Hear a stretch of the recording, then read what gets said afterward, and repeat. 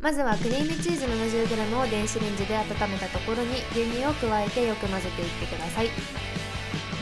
そうしたらボウルに卵を2個割り入れていきます。ここにお砂糖を加えてよく混ぜていきましょう。混ざったら先ほどのクリームチーズと牛乳を加えていきます。さらにサラダ油大さじ2を加えてまた混ぜていってください。そしてフライの上から薄力粉 100g とベーキングパウダー 3g を加えていきます。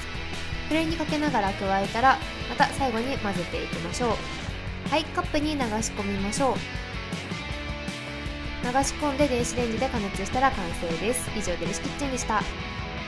まずはクリームチーズ 70g を電子レンジで温めたところに牛乳を加えてよく混ぜていってください。ベーキングパウダー 3g を加えていきます。